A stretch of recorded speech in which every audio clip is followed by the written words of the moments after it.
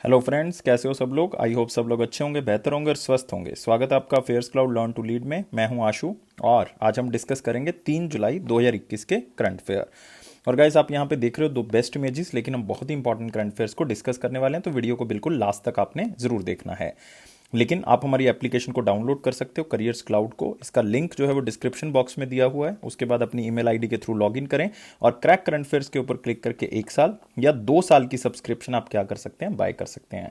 इसका प्राइस बहुत ही कम है। इवन आप खुद चेक करेंगे, आप खुद सरप्राइज हो जाएंगे कि इतने कम प्राइस पे हम आपको ये प्रोवाइड कर रहे हैं। लेकिन खासियत क्या है कि 90 से 95% तक वो करंट अफेयर कवर हो जाएंगे जो आपके एग्जाम में आएंगे, और हर तरह के एग्जाम में आपको ये करंट अफेयर्स मिलेंगे। यही खासियत है अफेयर्स क्लाउड की। लेकिन दोस्तों, हम आपको ये करंट अफेयर किस तरह से प्रोवाइड करेंगे। आपको मिलेंगे डेली करंट अफेयर। डेली में 3 सेक्शंस होंगे: detail current affair, question and answer format और क्विज सेक्शन, जो कि हर रोज आप हमारी एप्लीकेशन के ऊपर अटेम्प्ट करोगे। वीकली करंट अफेयर, वीकली में जो है वो फिर से 3 section: detail, question and answer format और क्विज, जो कि हर हफ्ते आप हमारी एप्लीकेशन के ऊपर अटेम्प्ट कर सकते हो। मंथली, जो कि सबसे इंपॉर्टेंट सेक्शन है, 4 पीडीएफ्स आपको देंगे। 4 में एक पीडीएफ में डिटेल करंट अफेयर्स होंगे, एक में क्वेश्चन एंड आंसर फॉर्मेट में करंट अफेयर्स होंगे, एक में बेस्ट 100 करंट अफेयर्स होंगे, वो भी क्वेश्चन एंड आंसर फॉर्मेट में, एक में पॉकेट पीडीएफ मिलेगी जिसमें आपको 2 लाइन 3 लाइन में करंट अफेयर मिलेंगे, ताकि एग्जाम से पहले आप जल्दी जल्दी में इसको रिवाइज कर सको। लेकिन आपकी प्रिपरेशन को और अच्छा करने के लिए हम आपको दे रहे हैं टॉपिक वाइज करंट अफेयर। 20 बहुत ही इंपॉर्टेंट टॉपिक्स को कवर किया जा रहा है, जो कि हर एग्जाम के लिए बहुत इंपॉर्टेंट है। मतलब एक ही न्यूज से रिलेटेड जितनी भी न्यूज होंगी, मतलब एक ही टॉपिक से रिलेटेड जितनी भी न्यूज होंगी, वो सारी आपको एक ही पीडीएफ के अंदर मिल जाएगी। और दोस्तों, इसी तरह से बैंकिंग अवेयरनेस, जो कि बैंकिंग एस्पिरेंट्स हैं, तैयारी कर रहे हैं उसकी, तो आपको 3 चीजें मिलेंगी: detail current affairs, banking and economy section के, और क्वेश्चन एंड आंसर फॉर्मेट में करंट अफेयर, और एक मिलेगा आपको क्विज, जो कि हर महीने आप हमारी एप्लीकेशन के ऊपर अटेम्प्ट करोगे। और अगर आप जितना भी पास्ट करंट अफेयर है वो अटेम्प्ट करना चाहते हो एक ही पीडीएफ से, तो आप एग्जाम पीडीएफ का यूज कर सकते हो। और साथ ही साथ बजट और इकोनॉमिक सर्वे के लिए आपको पीडीएफ मिलेगी, लेकिन इसमें आपको एक्सपेक्टेड क्वेश्चन एंड आंसर भी बताए जाएंगे जो एग्जामिनर यहां से पूछ सकता है। और अगर आप कोई स्टेट का एग्जाम दे रहे हो तो आपके लिए स्टेट करंट अफेयर्स भी जो है वो कवर करवाए जाएंगे, और हर स्टेट और यूनियन टेरिटरी को कवर किया जा रहा है। तो गाइस, इतनी सारी चीजें आपको एक ही सब्सक्रिप्शन के अंदर मिलेंगी। सिर्फ आपने एप्लीकेशन को डाउनलोड करना है, करियर्स क्लाउड को लिंक दिया हुआ है डिस्क्रिप्शन बॉक्स में, और अपनी ईमेल आईडी के थ्रू लॉगिन करके क्रैक करंट अफेयर्स के ऊपर क्लिक करें और 1 साल या फिर 2 साल की सब्सक्रिप्शन बाय कर सकते हैं। फिर से कहना चाहूंगा, आप प्राइस देख के सरप्राइज हो जाएंगे, लेकिन 10% उसके ऊपर भी डिस्काउंट मिल रहा है ASH10 कोड को यूज करके। और आप इस ईमेल आईडी और इस नंबर पे कांटेक्ट कर सकते हैं। अगर आपको कोई भी दिक्कत आ रही है, कोई भी क्वेरी है आपकी, तो इस नंबर पे कांटेक्ट करें। तो स्टार्ट करते हैं 3 जुलाई 2021 का करंट अफेयर। लेकिन सारे बच्चों से कहना चाहूंगा कि यार, वीडियो को लाइक, शेयर और चैनल को सब्सक्राइब जरूर करें। और एक और खास बात, आप हमारे टेलीग्राम ग्रुप को ज्वाइन कर सकते हैं, लिंक डिस्क्रिप्शन बॉक्स में दिया हुआ है। तो मोस्ट इंपॉर्टेंट क्वेश्चन में पहला क्वेश्चन है: who has been named among the 2021 great immigrants honorees named by the Carnegie Corporation of the network. देखो, इसमें 2-3 चीजें हैं। एक तो आपने नाम याद रखना है, ग्रेट इमिग्रेंट्स 2021 के, और ये एक ऑर्गेनाइजेशन है जिसका नाम है कार्नेगी कॉर्पोरेशन ऑफ नेटवर्क। और ये ऑर्गेनाइजेशन एक नॉन प्रॉफिट ऑर्गेनाइजेशन है, याद रख सकते हो, नॉन प्रॉफिट ऑर्गेनाइजेशन है। और ये उन इमिग्रेंट्स को सम्मानित करती है जिन्होंने उनके देश के लिए, मतलब आप कह सकते हो यूनाइटेड स्टेट्स ऑफ अमेरिका के लिए, बहुत अच्छे काम किए हैं, सोसाइटी को आगे बढ़ाया है, कंट्रीब्यूशन दी है सोसाइटी में अपने एक्शंस के थ्रू। तो ये 2 बंदे आपने याद रखने। वैसे तो टोटल 34 लोगों को इन्होंने सम्मानित किया है, लेकिन दोस्तों, इसमें 2 नाम याद रखोगे, गीता गोपीनाथ का और कमलेश ल्यूला का। बहुत ही इंपॉर्टेंट पर्सनैलिटीज हैं। गीता गोपीनाथ का आपको नाम पता होना चाहिए, IMF इंटरनेशनल मॉनेटरी फंड की चीफ इकोनॉमिस्ट हैं, ये याद रखोगे, चीफ इकोनॉमिस्ट हैं 2019 से। और कमलेश ल्यूला, जो कि नासा के one of the very famous scientist हैं, ये भी आप जो है वो याद रख सकते हो, मतलब नासा से जुड़े हुए हैं किसी तरह से। तो दोनों चीजों के साथ आप यहां पे देख सकते हो दोनों का photo, IMF chief economist Geeta Gopinath and NASA के साइंटिस्ट कमलेश ल्यूला, उन 34 लोगों में से हैं जिनको यूएस फाउंडेशन, मतलब आप कह सकते हो कार्नेगी कॉर्पोरेशन फाउंडेशन की तरफ से सम्मानित किया गया है। क्यों किया गया है, मैं ऑलरेडी बता चुका हूं कि इनके काम के लिए, कि इन्होंने पब्लिक सर्विस के लिए बहुत ही अच्छे काम किए हैं। और वो लोग जो exactly United states of America से बिलोंग नहीं करते, इमिग्रेंट्स है, तो उनको क्या दिया जाता है, ये सम्मान दिया जाता है। और ये नेचुरल सिटीजन जो बाद में आके जो है वहां के सिटीजन बने, जिन्होंने यूएस के लिए काम किया, उनकी पॉलिटिक्स के लिए काम किया है, वोटिंग राइट्स के लिए काम किया, तो इस तरह से काम जो है उनको अवार्ड मिलेगा। और 34 लोग जो हैं वो 30 अलग अलग कंट्रीज को जो है वो रिप्रेजेंट करते हैं जहां से वो आए हैं, और इनको क्लास ऑफ 2021 कहा जाएगा। और ये 16th क्लास ऑफ इमिग्रेंट्स हैं जिनको यूनाइटेड स्टेट्स ऑफ अमेरिका की ऑर्गेनाइजेशन क्या करेगी, सम्मानित करेगी। और इनको न्यूयॉर्क टाइम्स के अंदर जो है वो इनका इंडिपेंडेंस डे जब होगा यूएस का 4 जुलाई को, तब भी इनका जो है वो एक फुल फ्लेश्ड जो है वो पब्लिक सर्विस अनाउंसमेंट किया जाएगा न्यूयॉर्क टाइम्स में। और इवन इनका सोशल कैंपेन में भी जो है वहां पे भी जो है इनको सम्मानित किया जाएगा। तो 2-3 चीजों के साथ आपने सिर्फ याद रखना है। और कार्नेगी फाउंडेशन आपको एग्जामिनर डायरेक्ट तो नहीं पूछ सकता, लेकिन मैं आपको बता देता हूं 1-2 चीजें कि इसको 1911 में स्थापित किया गया था एंड्रयू कार्नेगी की तरफ से। और इसका मकसद ही ये था कि जो इमिग्रेंट्स हैं उनको क्या करना है, ऑनर करना है। और आज तक 600 से ज्यादा इमिग्रेंट्स को ये क्या कर चुके हैं, सम्मानित कर चुके हैं। तो दोनों नाम जो है वो आपने याद रखना है, गीता गोपीनाथ एंड कमलेश ल्यूला। और यहां पे आप एक नाम और देख रहे हो, मारिया रेसा, ये भी आपके लिए इंपॉर्टेंट है। इनको 2021 का ल्यूरेट अवार्ड दिया गया था। 2021 का ल्यूरेट ऑफ यूनेस्को अवार्ड जो है वो इनको मिला था, जिसको हम जो है वो गिलियर्मो, याद रखना है, गिलियर्मो वर्ल्ड प्रेस फ्रीडम प्राइज भी कहते हैं। तो बहुत इंपॉर्टेंट है नाम मारिया रेसा, ये भी आप याद रखोगे। अगले क्वेश्चन के ऊपर बढ़ते हैं। Asia's longest and world fifth largest high speed track inaugurated in which city. तो बहुत इंपॉर्टेंट क्वेश्चन है। देखो, एशिया का तो लॉन्गेस्ट है, वर्ल्ड का 5th largest high speed track है, जिसको कौन सी सिटी में इंडिया के इनॉग्रेट किया गया है। तो आंसर क्या होगा इसका, इंदौर। और आपको स्टेट भी पूछ सकता है एग्जामिनर, तो अगर आपको इंदौर याद है तो मेरे ख्याल से आप, मुझे नहीं लगता कि आप क्वेश्चन गलत करोगे, क्योंकि सब बच्चों को पता है कि इंदौर जो है वो कहां पे है, वो है आपका मध्य प्रदेश में। और आपको पता होना चाहिए इस टोटल ट्रैक की जो लेंथ है वो कितनी होगी, 11.3 किलोमीटर। एग्जामिनर यहां से कंफ्यूज कर सकता है आपको, which of the following is true करके वो पूछ सकता है आपको। और यहां पे आप देख सकते हो कि ये ट्रैक किसने जो है वो इनॉग्रेट किया है, ये भी आपने याद रखना है, प्रकाश जावड़ेकर जी, जो कि यूनियन मिनिस्टर हैं heavy industry and public enterprise के। तो इसलिए ये इनॉग्रेट उन्होंने किया। तो ये भी आपको पूछा जा सकता है कि किसने इनॉग्रेट किया है। तो आपको पूछेगा examiner which of the following is true करके कि ये एशिया का 2nd लॉन्गेस्ट और वर्ल्ड का 4th लार्जेस्ट है। वो स्टेटमेंट गलत हो जाएगी, इसलिए याद रखना है एशिया का लॉन्गेस्ट, वर्ल्ड का 5th largest national automotive test track है, जो कि हाई स्पीड ट्रैक होगा। और ये इंदौर मध्य प्रदेश में लगाया गया है, और इसकी लेंथ जो है वो 11.3 किलोमीटर है। ये हाई स्पीड ट्रैक जो है वो यूज किया जाएगा अगर हाई स्पीड को मेजर करना है किसी भी 2 व्हीलर की, प्रीमियम लग्जरी कार्स की, इवन ट्रैक्टर ट्रेलर्स की, या कुछ भी कोई भी व्हीकल की आपने स्पीड टेस्ट करनी है, तो आप यहां पे चेक कर सकते हो मैक्सिमम स्पीड लिमिट। इसकी जो आप कह सकते हो पूरी स्थापना है वो 1000 एकड़ लैंड में जो है वो ट्रैक की गई है। अदरवाइज इसका पूरा ग्राउंड जो है वो 2900 एकड़ को भी कवर कर लेता है। और इसकी न्यूट्रल स्पीड जो आप टेस्ट कर सकते हो वो 250 किलोमीटर पर आवर के हिसाब से कर सकते हो, लेकिन मैक्सिमम स्पीड अप टू हो सकती है 375 किलोमीटर पर आवर। तो बहुत ही ज्यादा स्पीड मतलब आप यहां पे टेस्ट कर सकते हो। इवन आपको बाहर जाने की जरूरत नहीं है, लाइक जो फॉक्सवैगन है, रेनॉल्ट है, लैम्बोर्गिनी है, ये बाहर से पहले टेस्ट करके थे, अब वो यहां पे ही टेस्ट कर सकते हैं अपने डोमेस्टिक व्हीकल्स को। तो उनको बाहर जाने की जो है वो जरूरत नहीं है, उससे प्राइस जो है वो क्या हो जाता है, इंक्रीज हो जाता है। इवन आपने हाई स्पीड पे फ्यूल कंजप्शन चेक करनी है, आपने एमिशन टेस्ट चेक करना है, आपने मैक्सिमम स्पीड चेक करनी है, ये सारी चीजें आपको यहां पे मिल जाएंगी। मतलब मल्टीपल टेस्ट कैपेबिलिटीज जो है वो इस ट्रैक के अंदर हैं, जो आप यहां पे चेक कर सकते हो। तो बहुत ही इंपॉर्टेंट क्वेश्चन, और हर डिटेल बहुत ज्यादा इंपॉर्टेंट है। किसने इनॉग्रेट किया है, कितनी लेंथ है, एशिया का लॉन्गेस्ट है, वर्ल्ड का 5th लार्जेस्ट है, कहां पे है, कौन सी स्टेट में है, मैक्सिमम स्पीड कितनी है, न्यूट्रल स्पीड कितनी है, कितनी एकड़ में बना हो, ये सारी चीजें जो है वो बहुत इंपॉर्टेंट है। अगले क्वेश्चन के ऊपर बढ़ेंगे। मोस्ट इंपॉर्टेंट क्वेश्चन खत्म कर चुके हैं, वेरी इंपॉर्टेंट क्वेश्चंस के ऊपर आते हैं। 2 ही थे मोस्ट इंपॉर्टेंट क्वेश्चन, लेकिन वीडियो को लाइक जरूर करना है, शेयर करें यार मैक्सिमम टू मैक्सिमम, चैनल को सब्सक्राइब करें और हमारे टेलीग्राम ग्रुप को भी ज्वाइन कर लें, डिस्क्रिप्शन बॉक्स में लिंक गिवन है। Gross non performing assets can rise by how much till 2022 according to the financial stability report of RBI of 2021।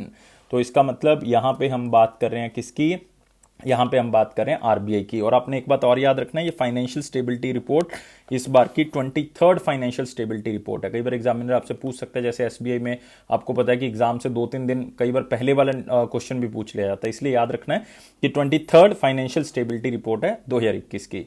और मार्च 2021 में, ध्यान से सुनियो, मार्च 2021 में 7.48% जो है वो ग्रॉस एनपीए था, मतलब नॉन परफॉर्मिंग एसेट था, बैड लोन्स थे आप कह सकते हो, 7.48। लेकिन आरबीआई की प्रेडिक्शन है कि जिस तरह से कोविड-19 चल रहा है उसके हिसाब से ग्रॉस एनपीए और बढ़ सकता है, और वो कितना हो सकता है, वो हो सकता है 9.8%। तो आंसर क्या होगा, 9.8%, सी आंसर होगा। और ये मार्च 2022 की हम बात कर रहे हैं। और उन्होंने ये भी कहा है कि अगर वर्स्ट टू वर्स्ट सिचुएशन हो जाती है, तो मतलब आप कह सकते हो स्ट्रेस सिचुएशन हो जाती है जिसमें कोविड-19 और फैल सकता है, वेव 3 आ चुका है या थर्ड लहर आ चुकी है, तो इसका मतलब उसमें 11.22% तक जा सकता है मार्च 2022 तक। ये वर्स्ट सिचुएशन में है। तो ये भी फिगर आपने याद रखनी है, ये फिगर्स का क्वेश्चन है, तो इसलिए इसको जरूर याद रखें। और आरबीआई ऑलरेडी जो है वो स्ट्रेस टेस्ट कर चुका है, जिसमें वो अक्टूबर से मार्च फाइनेंशियल ईयर 21 का बेस ले चुका है। उसके अकॉर्डिंग उन्होंने ये सारी चीजें जो हैं वो यहाँ पे आपके सामने पेश की हैं। और इसमें ग्रॉस एनपीए रेशो के अंदर एनबीएफसीज जो है वो डिक्लाइन किया है, उनका जो एनबीएफसीज का ग्रॉस एनपीए रेशो है वो कम हुआ है, 6.4% हुआ है फाइनेंशियल ईयर 21 में। तो फाइनेंशियल ईयर 21 का याद रखना है 7.48%, मार्च 2022 तक 9.8 हो सकता है, वर्सन सिचुएशन में जो है वो 11.22% जो है वो हो सकता है।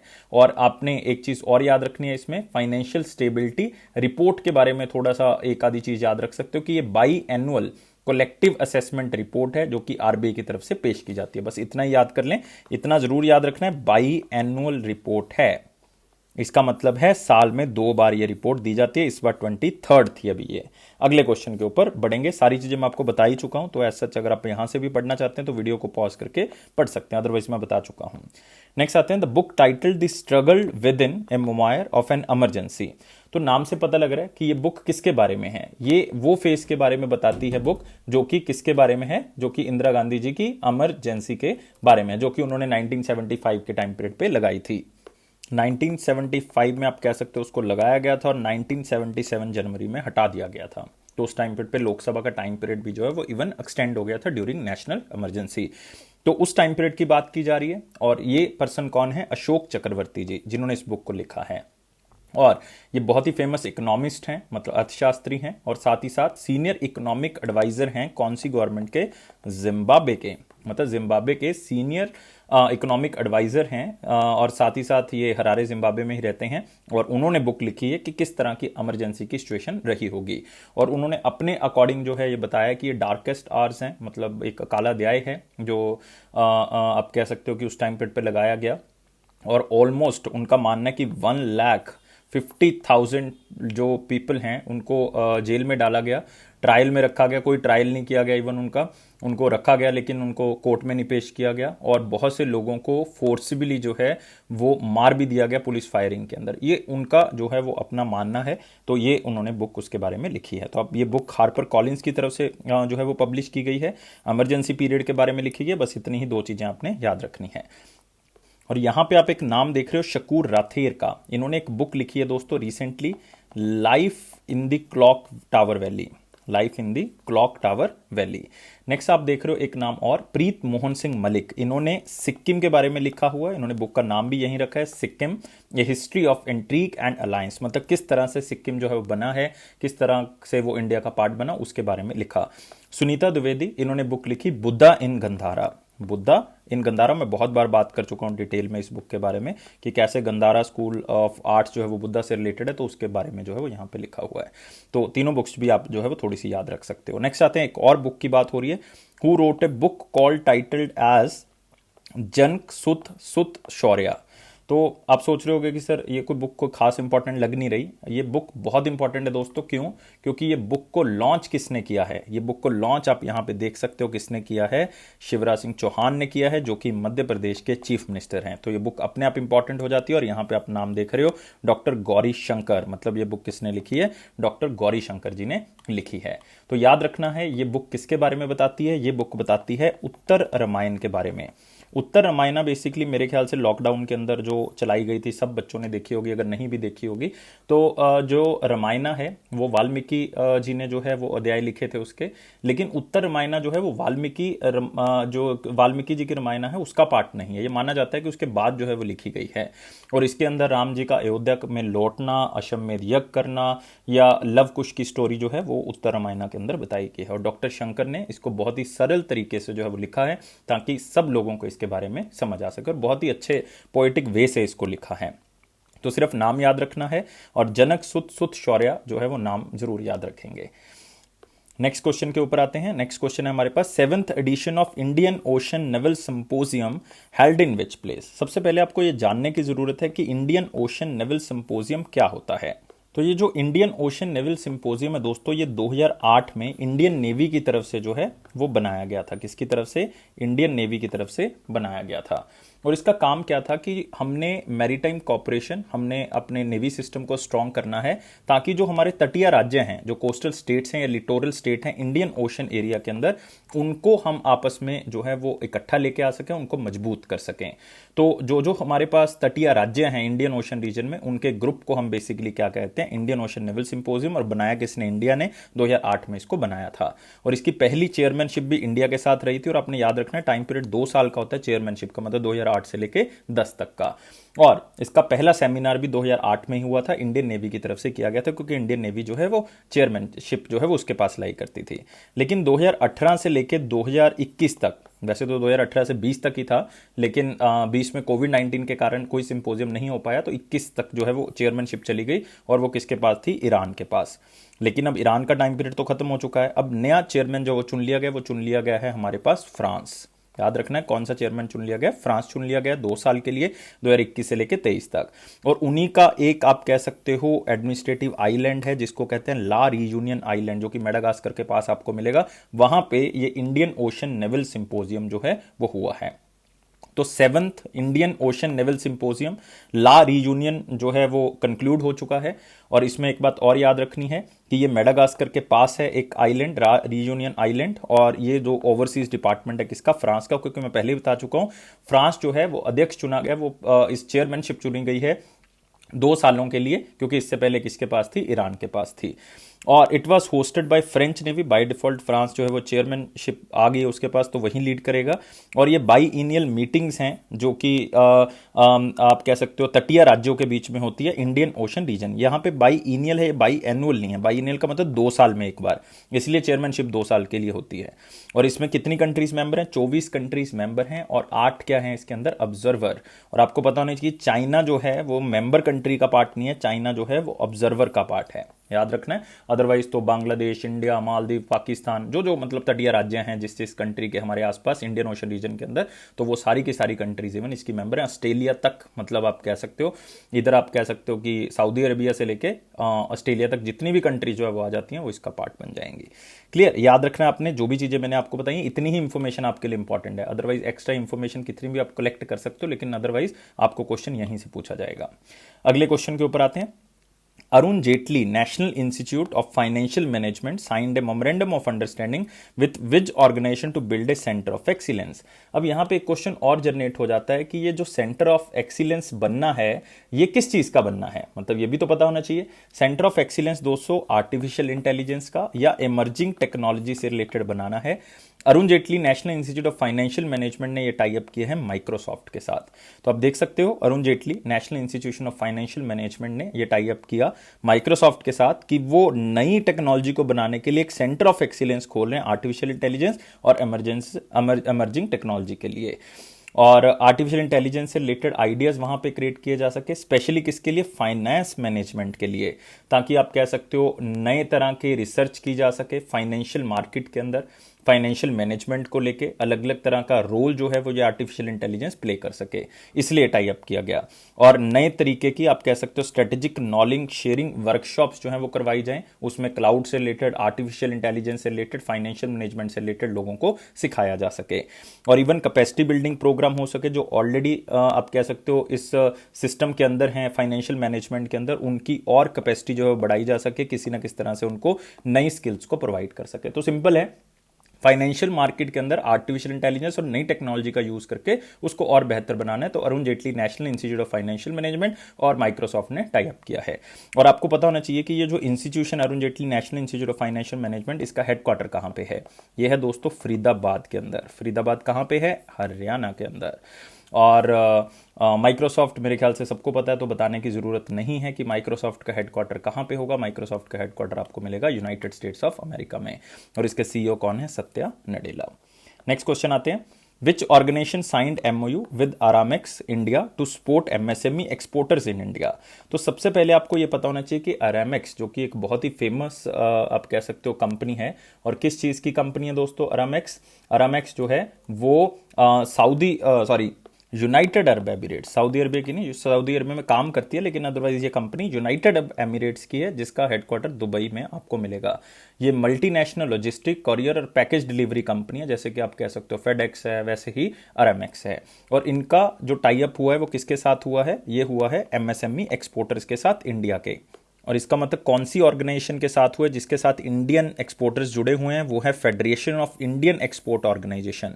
मतलब जो एमएसएमईज इसकी मेंबर हैं वो बाय डिफॉल्ट उनको प्रेफराइजिंग प्राइस मिलेंगे, मतलब कम प्राइस पे जो है वो उनका सामान जो है वो इधर उधर पहुंचाया जाएगा। ऑनलाइन सर्विसेज मिलेंगी अरामेक्स की, तो वो सारी की सारी ये यूज कर सकते हैं, चाहे वो पिकअप रिक्वेस्ट है, चाहे वो शिपमेंट को प्रिपेयर करना है, चाहे इवन आपको कोई हेल्प चाहिए किसी तरह की, तो सारी की सारी हेल्प जो है वो अरामेक्स की तरफ से दी जाएगी, जो भी federation of Indian export organization का मेंबर होगा या उनकी मेंबर ऑर्गेनाइजेशंस होंगी।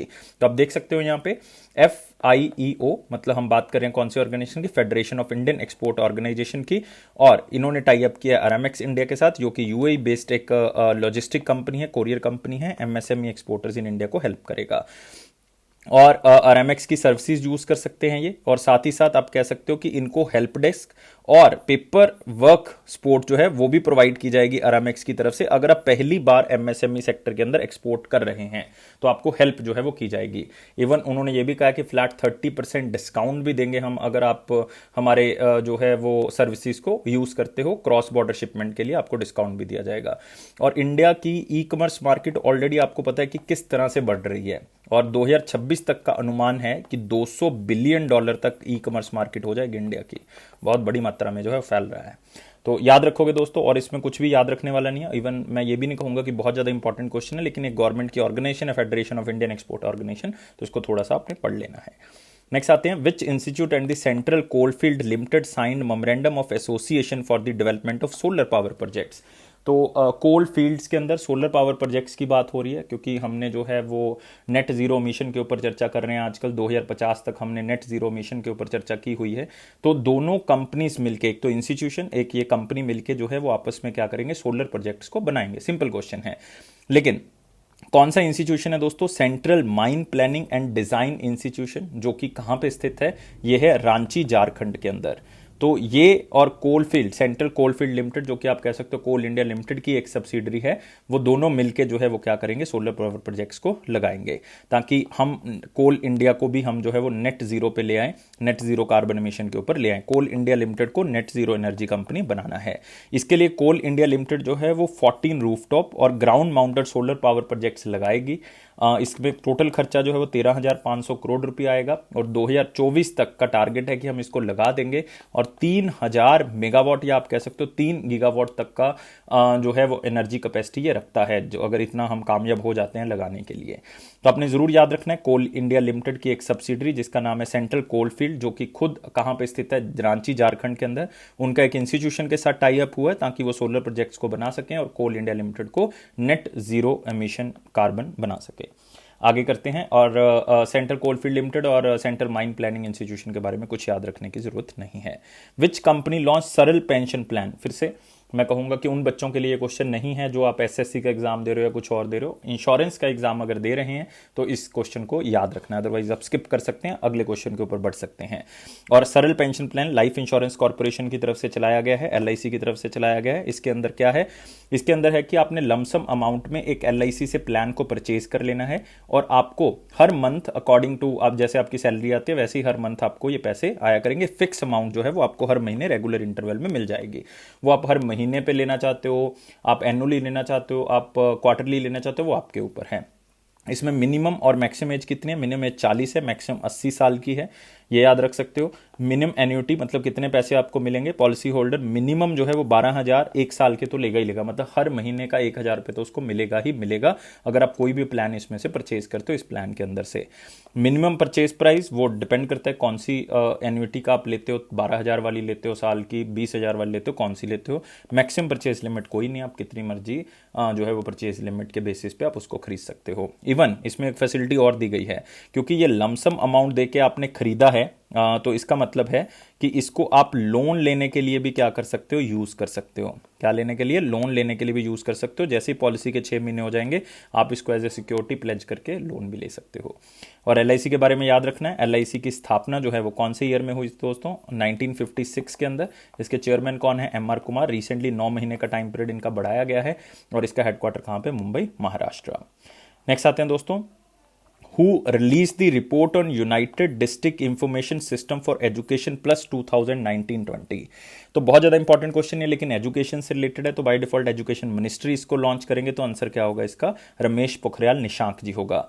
United district information system for education के अंदर जो है वो हमें पता लगता है कि कितने बच्चों ने एडमिशन ली है, कितने बच्चे जो है वो ड्रॉप आउट हुए हैं, तो ये सारी इंफॉर्मेशन जो है वो हमें यहाँ से मिल जाती है। और ये रिपोर्ट रिसेंटली लॉन्च की, आप देख सकते हो, हंसता हुआ चेहरा रमेश पोखरियाल जी, बहुत अच्छे मतलब ल्यूरेट हैं, बहुत कुछ लिखते रहते हैं और गौरव सम्मान अवार्ड भी इनको मिला है इस साल, तो बिल्कुल याद रखोगे आप इन चीज़ों को। तो एजुकेशन प्लस इन्होंने ये जो है वो लॉन्च की है। इसके अंदर ऑनलाइन डाटा कलेक्शन है स्कूल्स का, जिसमें 2018-19 का जो ईयर है वो बेस लिया गया, जिसमें बताया गया ग्रॉस इनरोलमेंट रेशो जो है वो कितनी होगी, पीपल टीचर रेशो कितनी होगी, ग्रॉस इनरोलमेंट गर्ल्स रेशो की कितनी, और जेंडर पैरिटी इंडेक्स कितना है।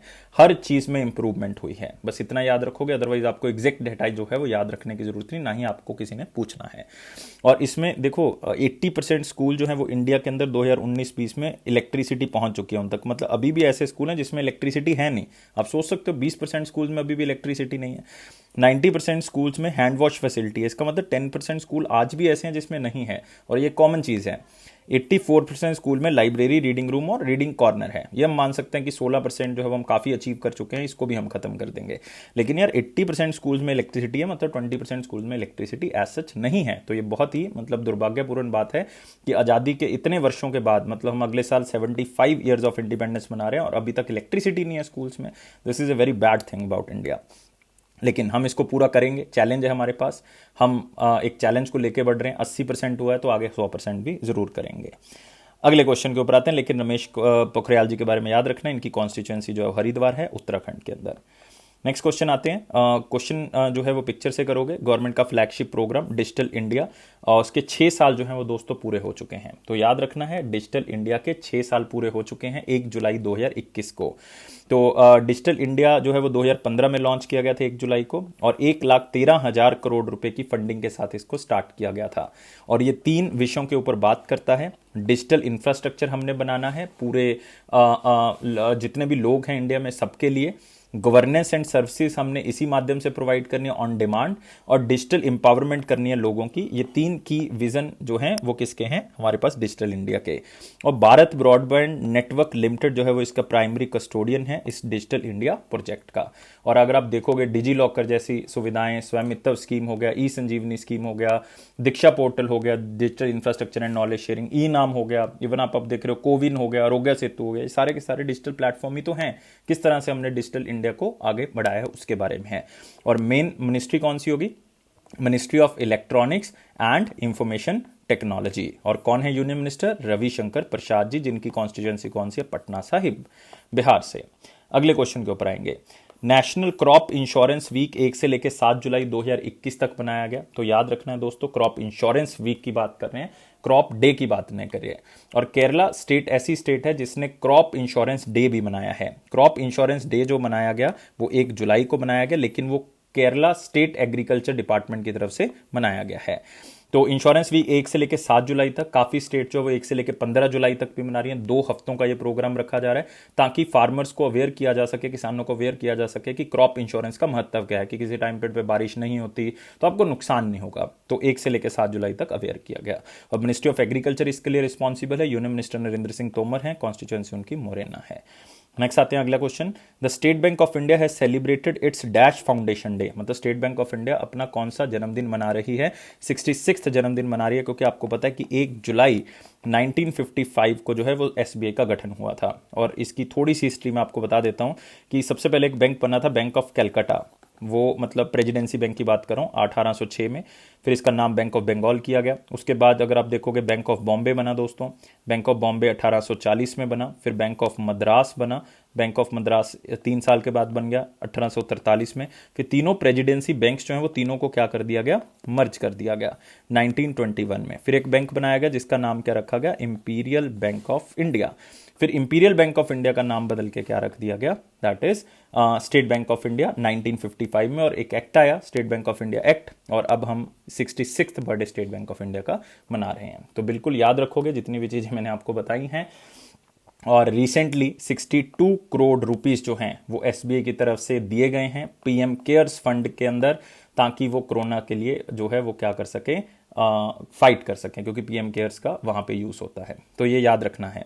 और आपको एक क्वेश्चन और पूछा जा सकता है, मैंने एक एग्जाम में क्वेश्चन देखा था, आपसे शेयर कर देता हूँ मैं, कि गवर्नमेंट ऑफ इंडिया का जब इंपीरियल बैंक ऑफ इंडिया को 1955 में उन्होंने मतलब उसके ऊपर कब्जा किया था, या आप कह सकते हो उसको अपने अंडर लेके आए थे, तो आरबीआई का कितने % शेयर था उसमें? तो याद रखना है 60% शेयर था उसके अंदर जब उन्होंने एसबीआई उसको बनाया था। नेक्स्ट आते हैं, what is the ranking of Indian men and women hockey teams remaining at international hockey federation ranking? तो बहुत ही सिंपल सा क्वेश्चन है, इसको सिर्फ एक लाइन के क्वेश्चन से ही याद रखें कि जो मेंस हॉकी टीम है वो 4th रैंक पे है और women hockey team 10th rank पे है। ये रिसेंटली जो रैंकिंग आई उसमें पहले भी इतनी सेम ही रैंकिंग थी, अभी भी उतनी है। और टॉप पे कौन सी पोजीशन है मेन के अंदर? मेन के अंदर टॉप है ऑस्ट्रेलिया, और वुमेन के अंदर टॉप कंट्री कौन सी है? नीदरलैंड। वैसे ये क्वेश्चन आएगा नहीं, लेकिन फिर भी आपने इसको याद रखना है। अगला आते हैं इंपॉर्टेंट क्वेश्चन सेक्शन के ऊपर। लाइक करना, वीडियो को शेयर करना मैक्सिमम टू मैक्सिमम, चैनल को सब्सक्राइब कर दें, और साथ ही साथ दोस्तों एक काम और कर लेना, आपने टेलीग्राम ग्रुप को ज्वाइन कर ले। और यही एक रास्ता है जिससे आप हमें मोटिवेशन दे सकते हैं, और मैं ये मान के चल रहा हूँ कि आप ये तीनों काम जरूर करोगे, लाइक, शेयर और चैनल को सब्सक्राइब जरूर करोगे। और पहला क्वेश्चन है, India is expected to add dash of hydro power project by 2030 according to international energy agency report. तो ये एक सिर्फ प्रेडिक्शन है कि 2030 तक इंडिया इतने हाइड्रो प्रोजेक्ट्स की बिजली जो है वो जनरेट कर देगा, इतनी एनर्जी जनरेट कर देगा। और वो कितनी करेगा? याद रखना है 26 गीगावाट। ए आंसर होगा, क्योंकि 60 गीगावाट तो यार एनटीपीसी का टारगेट है कि वो रिन्यूएबल एनर्जी जनरेट करेंगे 2032 तक, है ना, जिसमें सोलर और विंड होगा। 175 गीगावाट 2022 तक करना है गवर्नमेंट ऑफ इंडिया ने, 450 गीगावाट 2030 तक करना है गवर्नमेंट। तो एक ही ऑप्शन बता, 26 गीगावाट।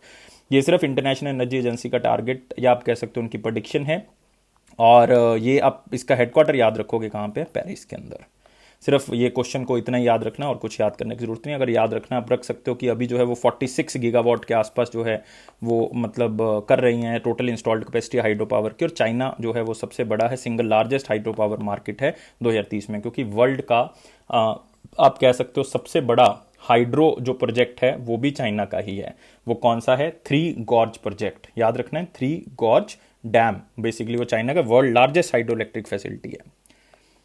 नेक्स्ट आते हैं, वेस्टर्न घाट में एक आप कह सकते हो new to science semi slug species मिली है। किसकी मिली है? स्नेल की। आप यहाँ पे स्नेल का फोटो देख सकते हो, जिसको हिंदी में झोंगा भी कहा जाता है ना, झोंगा भी कहा जाता है। तो मतलब इसकी एक नई स्पीशीज मिली है, वेस्टर्न घाट में मिली है। ये थोड़ा सा आपने याद रखना है कि एग्जैक्टली वेस्टर्न घाट को सह्याद्री भी कहा जाता है, और सह्याद्री माउंटेन्स कहा जाता है जो वेस्टर्न घाट में आपको माउंटेन्स मिलती हैं। इसलिए इस स्नेल को टाइगर ऑफ सह्याद्री भी कहा जाता है, टाइगर ऑफ सह्याद्री भी कहा जाता है। क्यों कहा जाता है? क्योंकि इसमें जो है वो मांस खाने की भी क्षमता होती है, तो कार्निवोरस मतलब ये स्नेल आपको मिलेगी। तो पूछा जा सकता है कि एग्जैक्टली कहाँ पे, तो महाराष्ट्र आप लिख सकते हो वेस्टर्न घाट में भी, क्योंकि सह्याद्री जो एरिया है वो वेस्टर्न घाट का जो एरिया महाराष्ट्र के अंदर पड़ता है उसको कहा जाता है। नेक्स्ट आते हैं वन लाइनर इंपॉर्टेंट न्यूज़ के ऊपर, जिसमें पहला है government revised MSME guidelines included retail and wholesale trader. तो सिर्फ इतना याद रखना है, पहले एमएसएमई के अंदर जो है वो होलसेल और ट्रेडर्स नहीं आते थे, अब गवर्नमेंट ने रिवाइज कर दिया, वो भी इसके अंदर इंक्लूड होंगे। International migrant labour rises to 169 million, मतलब जो आईएलओ की तरफ से डाटा है, इंटरनेशनल लेबर ऑर्गेनाइजेशन की तरफ से डाटा आया, उसके अंदर 169 मिलियन जो है वो लेबर जो है वो टोटल इंक्रीज हो चुके हैं 2019 में, मतलब 5 मिलियन जो है वो राइज हुआ है अगर हम 2017 की फिगर से कंपेयर करते हैं। तो इंटरनेशनल लेबर ऑर्गेनाइजेशन के बारे में याद रखें, वर्ल्ड वॉर 1 के बाद इसको बनाया गया था 1919 में, हेडक्वार्टर इसका जनेवा है और इसके जो डायरेक्टर जनरल हैं वो हैं Guy Ryder. Next, RB extended interest subsidy scheme for the exporters till September 2021। तो ये याद रखोगे कि एक्सपोर्टर्स को सब्सिडी दी जाती थी, बहुत से तरह की सब्सिडी उनको मिलती है, even pre and post shipment उनको सर्विसेज दी जाती हैं। ये स्कीम जो है वो 2015 में स्टार्ट की गई थी, लेकिन ये खत्म हो जाने वाली थी इस आप कह सकते हो कि जून के महीने में, तो जुलाई अगस्त सितंबर 3 महीने और बढ़ा दिया गया है। नेक्स्ट, एलआईसी ने सरल पेंशन प्लान हम कर चुके हैं। 3 नए एस्ट्रॉयड जो है वो ढूंढे गए हैं, Indian teacher student duo of IACSC citizen science program. तो आपको सबसे पहले इसमें कोई नाम या कोई किसी बंदे का या किसी टीचर या किसी स्टूडेंट का नाम याद करने की जरूरत नहीं। 3 नए एस्ट्रॉयड ढूंढे गए, ठीक है, उनके टेम्परेरी नाम रख लिए गए हैं, BBM 2101, 2102 एंड 2103। लेकिन इस प्रोग्राम का नाम याद रखना है IASC। इसका मतलब है इंटरनेशनल एस्ट्रॉयड रिसर्च कैंपेन, जिसके अंदर जो आम लोग होंगे जिनको एस्ट्रोनॉमिकल साइंस के बारे में नॉलेज है, वो भी नए एस्ट्रॉयड्स के बारे में जो है वो खोज कर सकते हैं। तो इस प्रोग्राम के तहत जो है वो ये मतलब करना था, और इंडियन टीचर स्टूडेंट जो है वो एक ग्रुप है 3 का, तो उन्होंने इसको ढूंढा है, कोई नाम याद करने की जरूरत नहीं है। और इसमें एक सॉफ्टवेयर की भी खोज की गई जिसका नाम क्या है, एस्ट्रोनॉमिका। एस्ट्रोनॉमिका याद रखोगे। एस्ट्रोनॉमिका जो है वो ये ट्रैक करता है कि जो एस्ट्रॉयड ढूंढे गए हैं उसका आगे का क्या स्ट्रक्चर रहेगा, कैसे वो मतलब रोटेट या किस तरह से वो आ रहे हैं, धरती की तरफ बढ़ रहे हैं, या क्या उनका जो है वो पैटर्न है, उसको जो है वो ये जांचता है। Next, world sports journalist day 2021 को मनाया जाता है। सिर्फ इसको मतलब पढ़ना है, याद कुछ नहीं रखना इसमें कि ये 2 जुलाई को जो है वो सेलिब्रेट किया जाता है, तो अदरवाइज सिर्फ इतना पढ़ेंगे, वर्ल्ड स्पोर्ट्स जर्नलिस्ट डे, बस। नेक्स्ट आते हैं दोस्तों अगले क्वेश्चन के ऊपर। वो क्वेश्चन है क्वेश्चन ऑफ द डे। वो क्या कहता है, क्वेश्चन कहता है what is Islamic banking. Islamic banking दोस्तों क्या है? तो बहुत से बच्चों ने सही आंसर दिया, लेकिन बहुत से बच्चों ने इस बार गलत भी आंसर दिया था। तो इस्लामिक बैंकिंग के बारे में आपको बताना चाहूँगा कि वो बैंकिंग जो शरिया लॉज के अकॉर्डिंग जो है वो कंप्लाइंट हो, या शरिया लॉ के अकॉर्डिंग फाइनेंसिंग और बैंकिंग एक्टिविटीज़ करती हो, मतलब इस्लामिक लॉ के अकॉर्डिंग करती हो। लेकिन इसके 2 फंडामेंटल प्रिंसिपल हैं। एक तो कि प्रॉफिट और लॉस दोनों को शेयर करना है, प्रॉफिट एंड लॉस दोनों को शेयर करके चलना है, और दूसरा कि हमने लेंडर से या इन्वेस्टर से इंटरेस्ट नहीं लेना, हम जो है वो उनके प्रॉफिट का शेयर ले लेंगे लेकिन इंटरेस्ट जो है उससे नहीं लेंगे। तो ये मतलब इस्लामिक बैंकिंग है। तो banking consistent with the principles of Sharia, ये आंसर होगा, सी आंसर होगा। नेक्स्ट आते हैं question of the day. Question of the day तो बहुत सिंपल है, who was the chairman of the committee on the medium term path on financial inclusion. Financial inclusion के ऊपर एक कमेटी बनाई गई है, तो आप बताएंगे वो कौन सी कमेटी थी, और मैं आपको हिंट देता हूं 2015 में ये बनाई गई थी। नेक्स्ट आते हैं दोस्तों, अब है हमारे पास मोटिवेशनल स्लाइड, जिसमें पहले आप हमें मोटिवेशन प्रोवाइड करोगे, किस तरह से आपने वीडियो को लाइक करना है, शेयर करना है और चैनल को सब्सक्राइब करोगे, और शेयर बहुत करना है याद। और अगर आप करोगे तो उसके बाद आपने बेल बटन को प्रेस कर देना है, टेलीग्राम ग्रुप को ज्वाइन कर लें ताकि ऑफिशियल नोटिफिकेशंस आपको मिल सके, और ये अफेयर्स क्लाउड का प्रॉमिस है कि आपके कॉन्फिडेंस को जरूर बूस्ट करेगा। और आप हमारी पीडीएफ्स को सब्सक्राइब कर सकते हो, आप हमारी एप्लीकेशन को डाउनलोड कर लें, उसमें आप जो है वो 1 साल या 2 साल की सब्सक्रिप्शन ले सकते हैं। प्राइस बहुत ही कम है, 10% एक्स्ट्रा डिस्काउंट मिल जाएगा अगर आप ASH10 कोड का यूज़ करोगे। और गाइस, लाइफ को बहुत ज़्यादा सीरियस नहीं लोगे, हमेशा खुश रहोगे तो आपका एग्जाम जल्दी क्लियर होगा। Thank you guys, take care and bye bye.